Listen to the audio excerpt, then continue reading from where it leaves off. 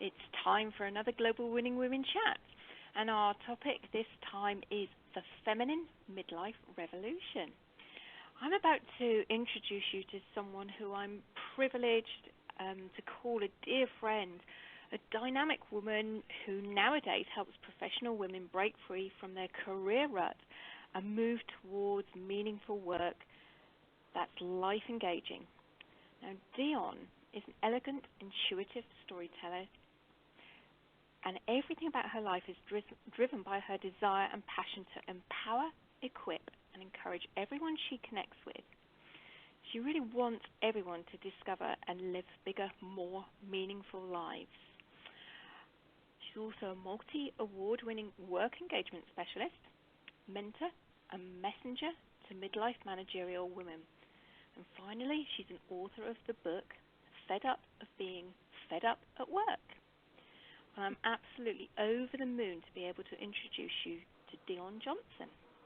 Hi, Dion. Woohoo! Hello, Alison. Hi! It's wonderful to be connecting with you in this way. Don't you think it's amazing these days how we, can live hundreds of miles apart, but yet we can still connect? Isn't that fabulous? Yeah, my gran says it like this. She says the world is small now. My family are from Jamaica, and my mum's there right now, and I speak to my mum just as regularly now as when she was living just down the road. So it's very cool, I think, that technology is allowing us to be able to connect in this way.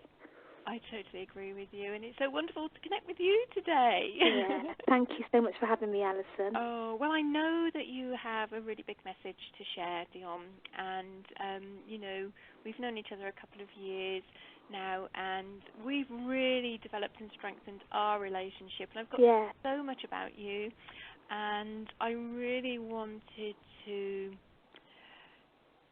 help support you really in a small way, just to use this call as a platform to be able to talk a little bit about what you do. In fact, not a little bit, a lot about what you do, because it's all about you. So, the work that you're doing, Dion, the work that you've become involved in, why is it so important? Well, tell us a little bit about it and why it's so important to you. Straightforwardly, Alison, I've got to tell you that I really believe midlife women can transform the world.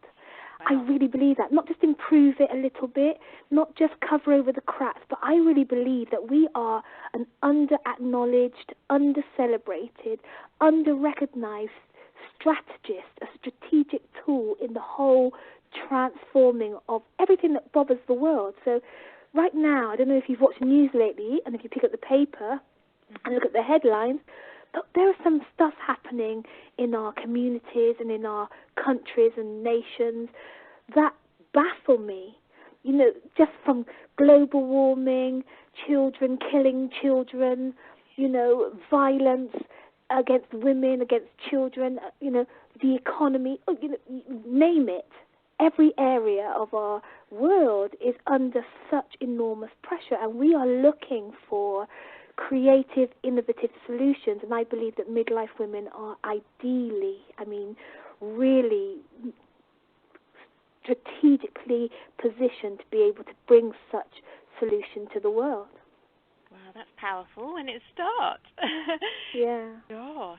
I really believe it because if you think about it, Alison, we've walked a bit, us midlife women, we've been around the block.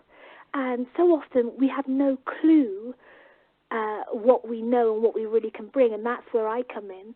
But I believe that because of our longevity, because we've got a lot of experience professionally, a lot of women that I work with and meet regularly have experienced 20, 30 years experience in one place, in one industry.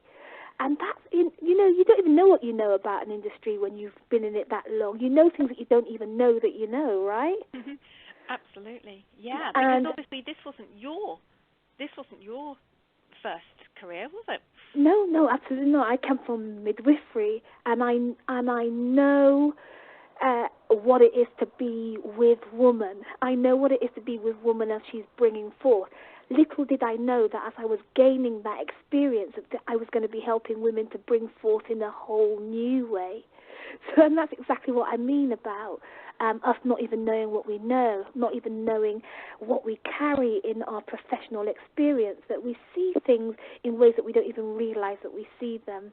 And, for women who have been from industry to industry in their time in the marketplace, that also is really valuable, because those women, they get to know how things connect in ways that they don't even recognize yet. They know how one industry and another one connect in ways that could be world-changing to us now in this time of trouble, in this time of challenge.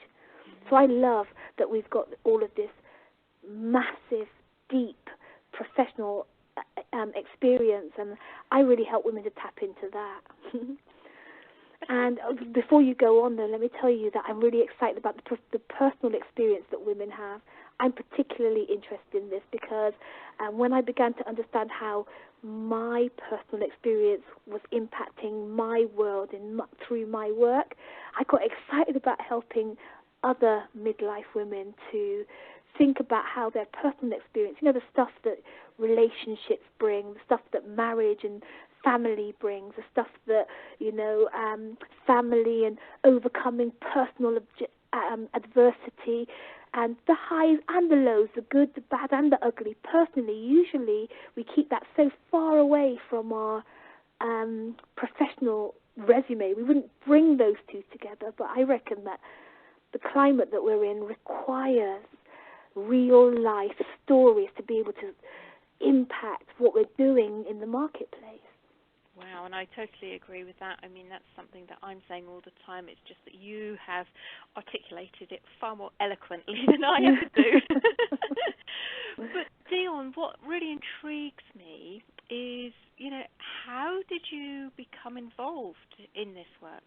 It's a big shift from what you were doing previously. People say it's a big shift, but I was explaining to you earlier on that I was a midwife, and I really fed up midwife. So I know that a lot of people listening to this can identify that I was in the profession. I was very good at it, very intuitive and trailblazing midwife. So I was a leader, and I was really pushing the boundaries for midwifery in the area of teenage pregnancy. So that was really my niche, if you like, back then. But I just got so fed up with it, Alison. I really, it got to the stage where I'd get called, because I was community midwife, so I'd get called at 3 a.m. for somebody who was having a breastfeeding issue or someone whose waters had broken, and I just didn't care anymore. It was like a real chore. I didn't want to do it.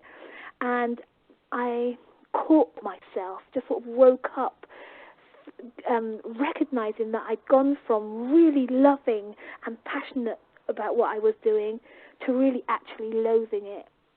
And, like dreading living from day off to day off, and, dreading going to work in the morning or not wanting to be on call that night. So, my energy and my enthusiasm just really draining away.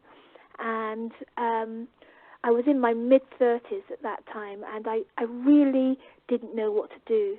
So even though I was getting this fed up, I found even thinking about change totally scary. I didn't know how to accept that I wanted more. This was perfectly good. My mum was proud of me, and she bragged about me to her friends around the tea table. And, I was set up, my national health insurance and superannuation, so my pension was getting taken care of, and it all ticked all the right boxes, but I wasn't satisfied. And so I entered into a battle between my head and my heart, because my heart was saying, come on, there's more, and my head was saying, this is a very sensible place for you to be, Dion. You're paying your mortgage with this money. You're setting up your pension. People think it's a really cool thing that you're doing, so you really ought to be staying here. And so I entered into years of discontent, really, just trying to make do with what I had, and talking myself out of and trying to suppress this voice that was saying to me, girl, there's more for you. There's more. There's more. I didn't have a clue what that more was, but I could feel that there was more, and I could feel life just beckoning me to just, come on, take a step. Real scary time for me. I remember that to be a real scary time of my life. So it sounds as if you had a kind of like an early midlife revolution of your own. Yeah, it started happening with me in my mid 30s, and it was 2004. I can't remember how old I was back then, but 2004 when I eventually took the step, to begin to listen to that voice calling me on to more. The reason that I work with midlife women now, Alison, though, is that now that I've taken the leap and my life is transforming, and really is like transforming is the path that I'm on. When I see people who I left in healthcare and left in health and social care and local government, where I ended up later on, I see those same people still fed up, still, just getting greyer and more gloomy and more doomy, and not having made the leap that I made then. And that's really alarming for me. I really want to help those people who didn't make the leap and couldn't make the leap by themselves. It's not too late. I think that's my message, is that it's not too late. That's why I'm really interested. I'm fortunate that I took the step in my mid to late 30s, but there are some people still there, and it's not too late. Absolutely. And, one of my most inspirational role models is a lady who's now actually 100. And, Wow. Right at this moment, her name has gone out of my mind. And the way it does. yeah, absolutely. Typical. Live on a call, you forget somebody's name. I do. Yeah. I'm so sorry. Doris, her name is, and her surname will come to me. Yeah. But this lady took up a new hobby in her late 80s, and do you know what her hobby was? What is it? Abseiling. Wow. How cool is that? Absolutely. So, I know we're not talking about midlife here. Yeah, but it's never too late. It is never too late. And I think she's done something like 20-odd abseils. She's now 100, and she did one this year. It's absolutely amazing. My gosh, I think I need to interview that woman. Yeah, that would be a really cool interview. It would be, but I'm so with you on this message. Just because we hit a certain age, it does not mean it's too late. It's never too late. I mean, I think it's bang on time, it's bang on time. There's some things that I am doing now, and the people that I work with are doing now, that we just could not have done in our 20s or in our 30s, before life has taught us some stuff. We learn along the way, we mature along the way, we get experiences along the way, and those personal experiences, those professional experiences, mixed with our feminine, our feminine essence, I believe that's the stuff that creative, innovative solution is made of. There are some things that we just can't bring forth before we've matured and walked that road. So I don't think it's too late. I think it's bang on time. I love that. I really do love that. And Dion, I'd love to, with your permission, give you the opportunity to share a little bit more about your own revolution. Yeah. So what does that really mean? And, I know you talk about transformation and transforming. It's an ongoing process. Yeah. But, I just, how do you specifically define, midlife revolution? What is it? The midlife revolution is midlife women over 40, coming into a place where they're ready to answer the call to the more that they're longing for. Mm-hmm. It's about women saying yes to more, yes to change, yes to a more meaningful life, not in a kind of guns blazing kind of way, but in an elegant and a feminine type way.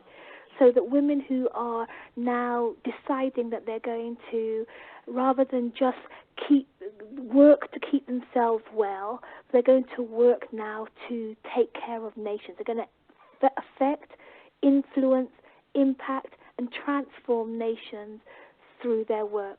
Women who are looking to make a mark. Women who are looking to make a meaningful impact.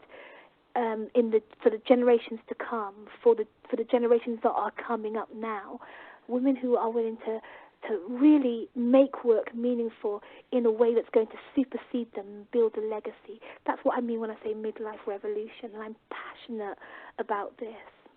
And I can hear it in your voice, and Yeah. I know that obviously to be true because Yeah. we know each other. Yeah. But yeah, no, this is such exciting work, and you know, Alison, I'm so aware that so often work can become about paying the bills. Mm-hmm. Work can become about keeping a roof over our heads. Work can become about making sure the kids have what they need, and all of that's really important. But the midlife revolution that I'm talking about is when women we're designed to have consider the whole, the well-being of the whole, not just the whole family, but our communities, our world. We're custodians, I believe. We're stewards, and I think that when women really tap into combining work with caring for people, caring for outcomes, caring for influence and impact in the way that it does affects communities and children and the next generation, that's when we're really powerful. Yeah. And that's what I want to, that's what I'm about. That's what I'm helping women, including myself, to achieve. And I think, Dion, obviously I know a little bit more about your story.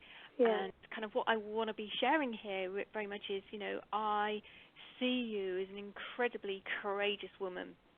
Yeah. You've had some of your own sort of adversity to overcome along the way. Yeah. And maybe you'd like to share a little bit about that. But also, yeah, go on. Also, I just think, there are some people out there that kind of tend to look at people who are trailblazing, who are leaders, and, sort of say, well, it's okay for you. I'd really love to kind of understand. I don't quite have a question here, Dion, but try and pick up on the gist. What I'd really like to understand, what is it that's driving you? What's so different about you than other people that kind of, well, yeah, I know I can make transformation, I know, but either using the excuse that I'm too old, or it's too late, or, I don't have the time, I don't have the energy, or whatever. To me, there's something very much being courageous. Share a little bit about this. It's the best question I can come up with. There's so much in what you're saying, Alison. Let me tell you a bit about me. I was born West Country. I'm a West Country girl, and I was born with a facial disfigurement. So when I was born, I had an asymmetrical face, hair lip. Basically, right from the get-go, I needed quite a lot of surgery. So I spent a lot of my early years in hospital, and my appearance was always a big deal in my life. So the way that I looked was always kind of at the forefront of my thinking. And by the time I was 4, and this is all relevant to midlife women at work, so just bear with me. But by the time I was 4, I was wearing an artificial eye to cover up my disfigured eye, and I was wearing dark glasses to cover up my disfigured face. So, and that's really that was the beginning of what I call my life behind the mask, and also it was the beginning of a really powerful metaphor for the way that I would go on to live my life. You see, along with other things that were happening back then, my mum and dad divorced. It felt like my dad had gone and left me, and I was raised by my gran who. And we just didn't see eye to eye. She was openly disapproving of me. So, so along with all of the issues about the way I looked, and the thing with my dad and the thing with my gran, I realized in retrospect that I had very strong views about my identity, about who I am as a human being. And 2 words encapsulated that I am ugly and that I'm unlovable. And Alison, that's what I knew about myself. I knew that wasn't up for questioning. That was if that's who I thought I was. And so, But I also knew that I didn't want anyone's pity, and I didn't want anyone to feel sorry for me. And so somewhere unconsciously, I made up in my mind that I was going to create another me to kind of go ahead of the ugly and unlovable one. It was like I created a facade, a persona, a more acceptable, more presentable self. So I was mouthy, I was confident, I was on the lookout for anyone that was going to get too close, and I would cut them down with my mouth. I was just very guarded and very clear about how I would present myself to the world, quite unconsciously. I can talk about it fluently because of the work that we do on ourselves, but this was how I faced the world. And this self-created me was who I took into the marketplace. It was how I got through school. It was how I got to work into the marketplace. And so when I began to get fed up at work, and I started to hear the voice saying, come on, there's more, I was feeling like something was being threatened, but I didn't know what was being threatened. I was feeling like it was a scary deal to come on, and I didn't know what was scary about moving forward. And so that called for me to do more work on myself. And the more I have examined this, the more I saw that unconsciously I knew that the front I was putting up was comfortable in midwifery. I knew midwifery. I'd gotten to that point, but the risk of moving forward into something that would be more desirable or exploring a new avenue that I was less familiar with, it was kind of felt like, I don't know how, like I might expose that I'm ugly and unlovable. My failing side might be shown if I step forward or if I move forward. And it was like I was good at maintaining the mask in familiar territory. But if I were to step out into something that I was unfamiliar with, or step out into new pastures, then I don't know if I would be able to keep up the facade. And this was all mind-blowing. It was 4 years ago, just 4 years ago, that this really began to unfold when I lost my dark glasses. Fortuitously, lost my dark glasses. And I could not believe what a panic it sent me in, that I couldn't step out of the house without my dark glasses on. And that set up a whole inquiry as to what this covering up was all about in the first place. and really what I discovered was this whole piece about feeling ugly, knowing myself to be ugly and unlovable.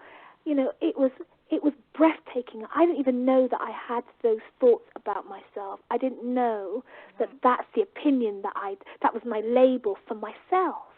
I didn't know that, but it was a serendipitous, really, sequence of events that led me to see that actually what was really going on for me was I didn't really love myself. I didn't really like who I thought I was. I had wrong opinions about the truth about me. And it was affecting everything. It was affecting my ability to move forward in life. It was affecting my ability to relate to people. It was affecting my work. It was affecting everything. And the revelation of that in me was mind-blowing, but also it was expansive, because what I began to see in my work with women and with my clients were that I began to be able to spot their masks too. And I began to see how this mask wearing and this, what I call BFDLs, big fat dirty lies about who you are for real, and this misinterpretation of your true identity really began to unfold before me as I saw that women were staying stuck, tolerating things that they didn't love anymore, fighting with that voice calling them on because of these things that they didn't even know existed. They didn't even know about these poor self-esteem and the poor self-perceptions. And that's what I bring to my work that's really, I think, quite unique in that I help people to really think about what they think about themselves, about their true identity, who they really are. I find that it's a fascinating inquiry and an exploration, and always flashes up some very interesting things that hold us women back. Oh my goodness me, this is just so powerful, and you just so need to be sharing it. And I guess really, if a woman is being called, then maybe in a practical sense is totally fed up with being fed up at work, Yeah. And comes and finds you, you help her find that courage and that confidence and that hope to move through to a personal transformation. But I like to say it like this. I like to say that if who was it? Nelson Mandela said that people who have a vision but they're not taking any action, they're just daydreaming. It's like people that I meet women who are going, one day I'll do that. One day I'll build that school in Africa, or I'll help that community, or I'll impact that, or I'll work on my invention one day, but they're not taking any action to move towards it. Yeah. And then there's another set of people that I meet who are taking a lot of action, but they don't have any vision for it. So they get up every day and they go to work and they're working hard, but they're kind of like beavers. They're busy beavers and they're moving forward, going nowhere. They're sort of on the treadmill and they really find it difficult to stop a minute. And they just feel like they're just this urge, just keep going, but they're going nowhere intentionally. And then there are the people, Alison, that I meet, the women who are, they have a vision and they're taking steps. I've met a woman recently who's in an area of law that she really cannot stand anymore, but she's been stuck for 5 years.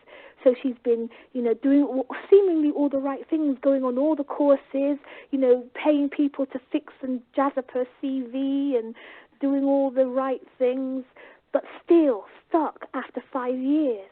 And I really like to say that if that's the case, there's more to this than meets the eye.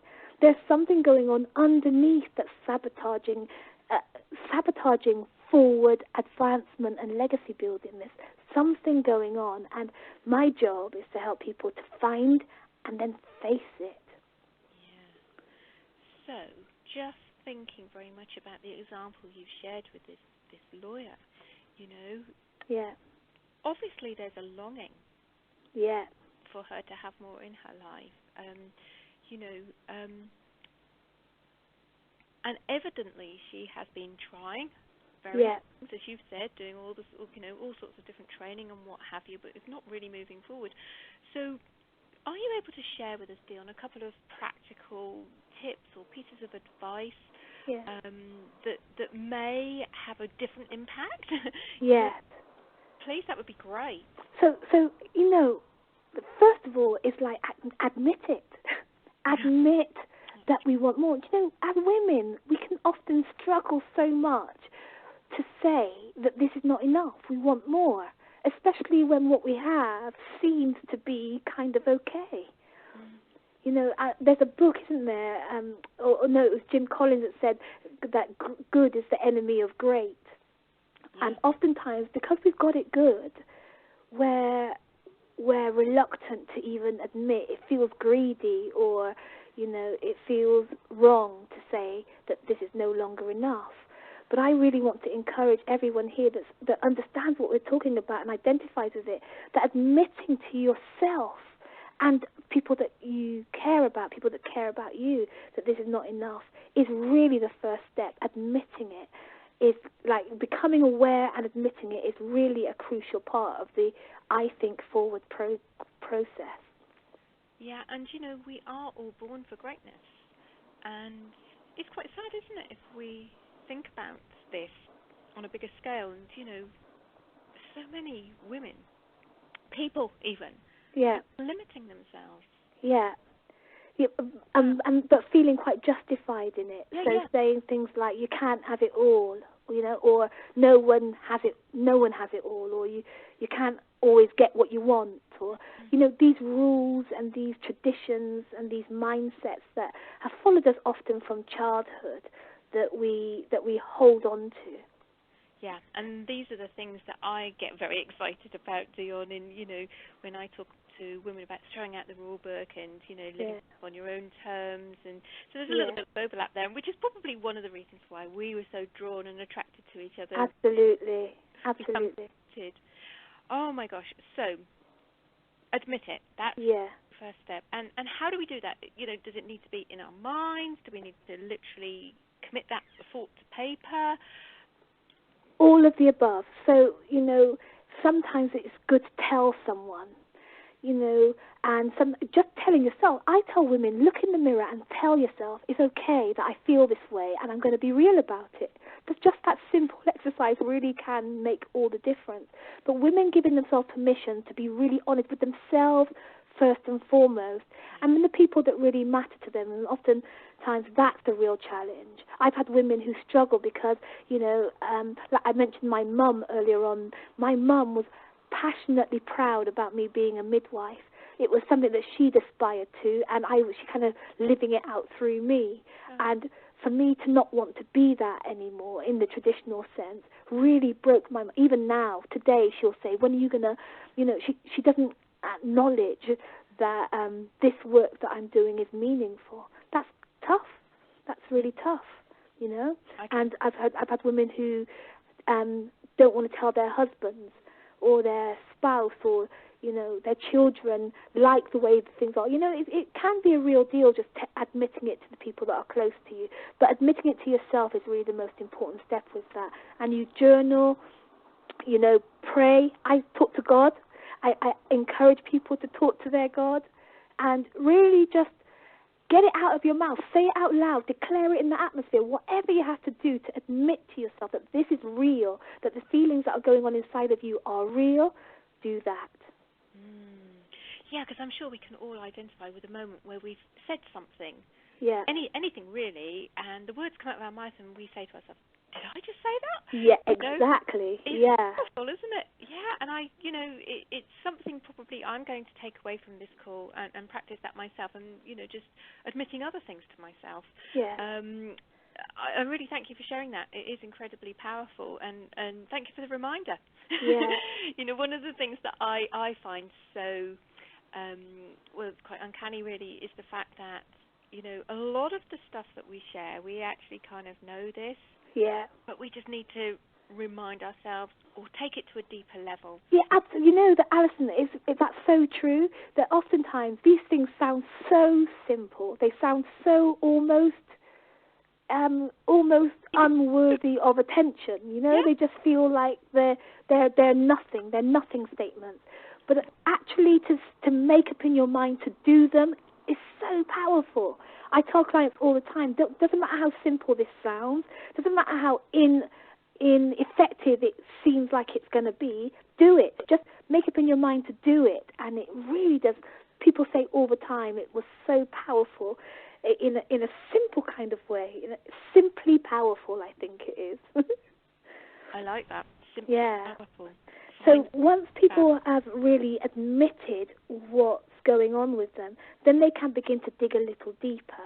You see, I believe, Alison, that behind the excuses, like people tell me all the time, the excuses about being too old or the economy or, that they're dependent on the job or traditional boundaries, talk about how, the reason why they should stay where they are is because they don't know how to get any further, or or just pretending that I'm fine, like this is okay, like really it is. I might be feeling a bit like curious about more, but actually I'm really okay. All of these excuses I hear on a daily basis. But what I found is that behind those excuses are what I call BFDLs, big, fat, dirty lies.